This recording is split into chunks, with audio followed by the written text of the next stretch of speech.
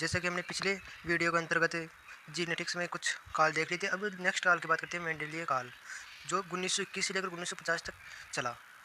इसमें प्रमुख वैज्ञानिक थे डस्टिन, जो 1934 के अंदर आए। इसने कोल्चिसिन रसायन की खोज की, मतलब इसको डिस्कवर किया है कोल्चिसिन को।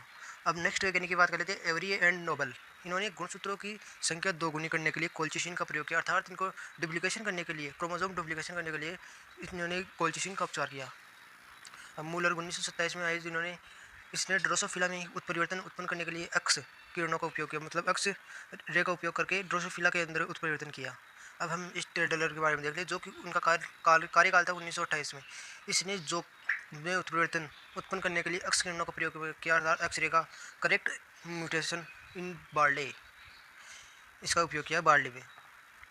अब हम साथियों नेक्स्ट वैज्ञानिक की तरफ चलते हैं, वोल्वियो, जो 1916 से 1925 तक इनका कार्यकाल है। यह रूसी वैज्ञानिक था। इसने पादप पुरुषतापन विधि का आविष्कार किया, विभिन्न फसलों में उत्पत्ति केंद्र भी बताया था। इन्होंने plants plant plant introduction method के बारे में बताया, और इन्होंने प्लांट डेवलपमेंट आदि के बारे में चर्चा की।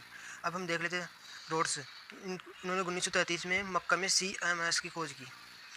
तो अब हम नेक्स्ट काल की मेंडेलिय काल को समाप्त करते हुए अब नेक्स्ट काल की ओर चलते हैं, आधुनिक काल, जो 1950 के बाद का चल रहा है। उसी काल को आधुनिक काल कहा जाता है साथियों, जो 1950 से लेकर लगातार अभी तक चलता रहता है, मतलब मॉडर्न पीरियड ऑफ आफ्टर 1950।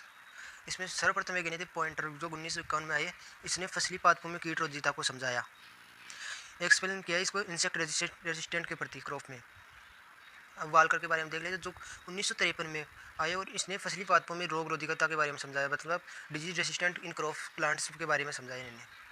अब हम साथ ही देख लेते हैं एनी बोल्डॉग, 1961 में आए। इन्होंने हरित क्रांति के अंतर्गत भी भागीदारी ली, और इसने नोरेंटेन जीन को बसंती गेहूं में स्थानांतरित करके कई उत्तम बोनी किस्मों का विकास किया, अर्थात नोरेंटेन जीन थी, उसको स्थानांतरित करके बोनी किस्मों का विकास किया। इसके लिए 1970 में इन्हें नोबेल पुरस्कार मिला। अब साथ ही अब चलते हैं major achievements of plant breeding के मेजर अचीवमेंट्स कौन कौन से। उसमें फर्स्ट है उपज में सुधार, इम्प्रूव इन यील्ड। 20वीं शताब्दी में विश्व ने सभी मुख्य फसलों की उपज में सतत बढ़ोतरी देखी। जैसा कि आपको पता है कि आज प्राचीन काल की तुलना में आधुनिक काल में फसलों का उत्पादन अधिक हो रहा है। उपज में 5 से 6 गुना की वृद्धि हुई। भारत में 1952 से 1997 तक गेहूं की उपज 6.6 से बढ़कर 27.1 तक 1 क्विंटल प्रति हेक्टेयर हो गई, तथा धान की उपज 11.1 से बढ़कर 29 पॉइंट प्रति हेक्टेयर हो गई। जैसे कि आप देख रहे होगे कि पहले गेहूं की उपज बहुत कम थी, अब कितनी उपज हो रही है, 27 क्विंटल, जैसा कि नीचे डायग्राम में प्रदर्शित कर रहा है। आप साथ ही इसको देख सकते हो कि 1992 से लेकर 1997 में उपज में बढ़ोतरी हुई है। फसल का नाम भी देख लेना आप। अब नेक्स्ट अचीवमेंट है दोस्तों, गुणवत्ता में सुधार, इम्प्रूव इन क्वालिटी में इसमें फर्स्ट है केसरी दालिया लेथाइरस सेटायस। इसके बीजों में एक न्यूरोटॉक्सिन होता है, जो मानव स्वास्थ्य पर विषैला प्रभाव डालता है, क्योंकि टॉक्सिन, सभी प्रकार के टॉक्सिन मानव स्वास्थ्य के लिए हानिकारक प्रदर्शित होते हैं। इसके प्रभाव से टांगों का लकवा हो जाता है, मतलब पैरालिसिस, जिसे लेथरिज्म कहते हैं। IARI के द्वारा खेसारी दाल की नई किस्म विकसित की गई, जिसके बीज न्यूरोटॉक्सिन रहते हैं, अर्थात टॉक्सिन रहते हैं। अगर आप इंग्लिश में पढ़ना चाहते हो इंग्लिश में पढ़ सकते हो, और हिंदी में पढ़ना चाहते हो हिंदी में पढ़ सकते हो। अब नेक्स्ट है कपास या कॉटन अच्छे कपास तंतु देने वाली किस्में विकसित कर ली गई, अर्थात cotton varieties giving good quality fibre have been development, मतलब कि अच्छे प्रकार के तंतु की, छोटे तंतु, कम महीन तंतु आते थे कपास के डोडे पर, अब अच्छे प्रकार के तंतु, मतलब रेशे प्राप्त होते हैं। अब गन्ना, चुकंदर, sugar cane and sugar beet के बारे में देख लेते हैं साथियों। उच्च शर्करा मात्रा वाली किस्में विकसित कर ली गई है। Sugar cane and sugar beet की उच्च क्वालिटी हाई शुगर कॉन्टेक्ट वाली वेराइटी डेवलपमेंट कर ली गई है इसकी। साथ ही अब तेल और बीज वाली फसलें देख लेते हैं। ऑयल सीड्स क्रॉप, उच्च तेल मात्रा देने वाली किस्में विकसित कर ली गई है, अर्थात high oil content have been developed, मतलब अधिक मात्रा में तेल उत्पादन करने वाली किस्में विकसित कर दी गई है, जैसे कि सरसों में, सोयाबीन में, सूरजमुखी आदि में इस प्रकार की किस्में विकसित की गई है, जो तेलीय फसलें होती हैं। अब साथ ही हम देख लेते हैं फल व सब्जियाँ, fruits and vegetables. Attractive and good quality varieties have been development, अर्थात इसका मतलब है कि आकर्षक गुणों व अच्छी गुणवत्ता वाली किस्मों को विकसित कर लिया गया है, अर्थात जो दूर से देखने पर हमें एक आकर्षित करती हो। तीसरा अचीवमेंट है नई किस्मों का विकास, करेक्शन ऑफ न्यू वेराइटीज़, इसमें होती है पहली आती है गेहूँ की अर्ध बोनी किस्में, semi dwarf varieties of wheat. एनी बोर्डोग ने CIMMYT international centre of wheat and maize improvement, जो कहाँ स्थित है, मैक्सिको में गेहूँ की अर्ध बोनी किस्में विकसित की। अर्थात गेहूँ की सर्वप्रथम अर्धबोनी किस्में कहाँ सर्वप्रथम गेहूँ की अर्धबोनी किस्में मैक्सिको में विकसित की गई। अब एनी बोर्डोग ने जापानी किस्म नोरिएंटेन से ड्वार्फ जीन या नोरियन जीन को निकालकर गेहूँ के जीनों में समावेश कराया। अर्थात ड्वार्फ ड्वार्फ या नोरियन ड्वार्फ जीन या नोरियन जीन को निकालकर गेहूँ के जीनों में समावेशित कराया। अर्थात प्लांट ब्रीडिंग द्वारा यह कार्य सक्सेसफुल किया गया। 1963 में इन किस्मों को मैक्सिको से ICAR द्वारा भारत लाया गया। अर्थात सर्वप्रथम 1963 में ही इन किस्मों को भारत लाया गया। जो कौन सी संस्थान द्वारा लाई गई, ICAR, Indian council of agriculture research. इन किस्मों को भारत में सोनालिका व कल्याण सोना किस्मों के रूप में द्वितीयक प्रोत्साहित किया था। अर्थात इनको कन्वर्ट करके नई किस्मों का विकसित किया गया नोरिएंटेन द्वारा विकसित जिनों से सोनालिका व कल्याण सोना है। ये किस्में निम्न लक्षण दर्शाती है, जैसे हाई यील्ड, अधिक उपज, प्रकाश असमय अर्थात फोटो इंटेंसिटिव, कंडरोधिता, रस्ट रेसिस्टेंट, छोटा व मजबूत तना, शूटर एंड स्ट्रॉन्ग स्ट्राव, उच्च उर्वरक प्रतिक्रिया, हाई फर्टिलाइजर रेस्पॉन्सिव। अब दूसरा होता है धान की अर्धबोनी किस्में, semi dwarf varieties of pedi, D डवे वो gain, teaching native first IR8, जो कि मनीला में स्थित है, IRRI मनीला फिलीपींस में स्थित है। डी जियो वो गेन बोनी शीघ्र पकने वाली व जापानी धान की किस्म थी। अर्थात ये डी डो किस्म थी ना जो शीघ्र पकती थी, ये एक जापानी किस्म थी ना कि इंडियन किस्म। टीचिंग नेटिव फर्स्ट व IR8 दोनों किस्मों को IRRI मनीला फिलीपींस में विकसित किया गया। टीचिंग नेटिव फर्स्ट व IR8 दोनों किस्मों को 1966 में भारत में लाया गया, जो निम्न लक्षण दर्शाती हैं। मतलब ये नहीं गिरने वाली, लोडिंग रेसिस्टेंट और प्रतिक्रियात्मक, फर्टिलाइजर रेस्पॉन्सिव, अधिक उपज यानी हाई यील्ड, और प्रकाश असंवेदी मतलब फोटो इंसेंसिटिव। अब हम बात कर लेते हैं संकर किस्मों की हाइब्रिड वेराइटीज़। मक्का की संकर किस्में, सर्वप्रथम हम मक्का की संकर किस्मों के बारे में बात कर लेते हैं। Ganga Safed to Deccan, hybrid variety of maize Ganga Safed to Deccan होती गई। अब हम बात कर लेते हाइब्रिड वेराइटी ऑफ सोरगम, इसमें आती है CHH फर्स्ट से लेकर CHH 11 तक, इसके अंडर आने वाले सभी किस्में इसके अंतर्गत आती है। अब देख लेते हैं हाइब्रिड वेराइटीज़ ऑफ बाजरा के हाइब्रिड वेराइटीज़ है PHB 10, PHB 14, BJ 104, BK 506। PHB का मतलब होता है पंजाब हाइब्रिड बाजरा 10। कपास की संकर किस्में देख लेते हैं। हाइब्रिड वेराइटीज़ ऑफ कॉटन की H4S6, CBS 156, AKH 4068 और सुगाना। अब हम देख लेते हैं शीघ्र परिपक्वता या ईयरली मैचुरेशन, फसलों के परिपक्वन काल को कम कर दिया गया है। कपास जो पहले 270 दिन में पकती थी वहीं अब 170 दिन में पक जाती है। इसका मतलब है कि फसल पकाई अवधि घटा दी गई, अर्थात कम समय में फसल पककर तैयार हो जाती है। इससे किसान एक से अधिक फसलें ले सकता है और किसान को इसमें लाभ प्राप्त होता है। अब इसके बेनिफिट्स या लाभ देख लेते हैं। उत्पादकता में वृद्धि होती है इसके अंतर्गत। Increase in productivity, more than one crop, एक से अधिक फसलें प्राप्त कर सकते हैं, जैसे कि लेट सीजन पेड़ों से बचाव, जैसे कि protection from late season pests. Sorry दोस्तों, टेक्निकल इश्यू के कारण हमें थोड़ा वीडियो बीच में रोकना पड़ा। तो अब हम नेक्स्ट टॉपिक की बात करते हैं, biotic and abiotic stress resistant, मतलब जैविक व अजैविक प्रतिबल रोधिता, रोग रोधिता, कीट रोधिता, सूखा रोधिता, शीत रोधिता आदि गुण फसलों में विकसित कर लिए गए हैं।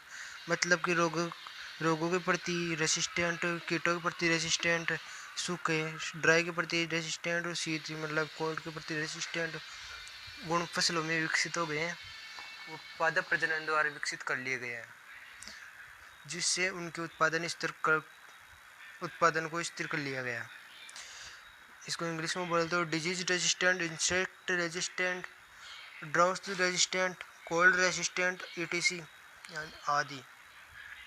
अब हम देखते हैं नोबिलाइजेशन ऑफ इंडियन शुगर केन, मतलब गन्ने का नोबिलाइजेशन देखते हैं। अब गन्ना प्रजनन केंद्र कोयम्बटूर व भारतीय गन्ने से क्रम बारबेरी का संकरण, उष्ण कटिबंधीय गन्ने सेक्रम ऑफिसिनेरम से करवाकर भारतीय गन्ने में सुधार किया गया। भारतीय गन्ना बहुत अधिक कठोर, बहुत कम उपज व बहुत कम रसीला होता है, जबकि उष्णकटिबंधीय गन्ना बहुत अधिक कोमल, बहुत अधिक उपज, बहुत अधिक रस व बहुत कम रेशे वाला होता है।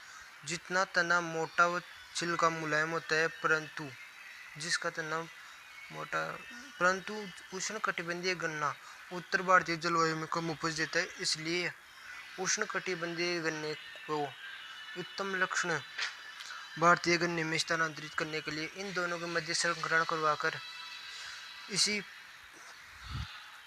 प्रक्रिया को भारतीय गन्ने का नोबलाइजेशन कहा जाता है। मतलब कि भारतीय गन्ना जो कि होता है सेकेरम बारबेरी, और जो होता है उष्णकटिबंधीय गन्ने होते हैं वो होते हैं सेकेरम ऑफिसिनेरम।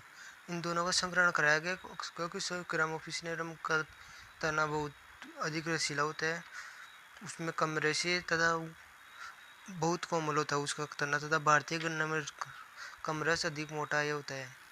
इसलिए गन्ने का नोबलाइजेशन इसे कहा जाता है। इस प्रोसेस के द्वारा नए गन्ने का निर्माण किया गया उस प्रोसेस को गन्ने का नोबलाइजेशन कहा जाता है। अब हम देख लेते future properties of plant breeding. 20वीं शताब्दी में कृषि उत्पादन 50% वृद्धि पादप प्रजनन के द्वारा तथा 50% वृद्धि तकनीक द्वारा हुई। अर्थात 20वीं शताब्दी में ना वो कृषि उत्पादन में वृद्धि 50%, यानी आधी तो प्लांट ब्रीडिंग के कारण हुई तथा 50% मतलब आधी वृद्धि उत्पादन तकनीकों के कारण हुई, मतलब टेक्निकल प्रोडक्शन के द्वारा हुई है। विश्व की जनसंख्या लगातार बढ़ रही है। 2019 में विश्व की जनसंख्या 5.7 बिलियन थी, जो 2050 तक बढ़कर 10 बिलियन हो जाएगी।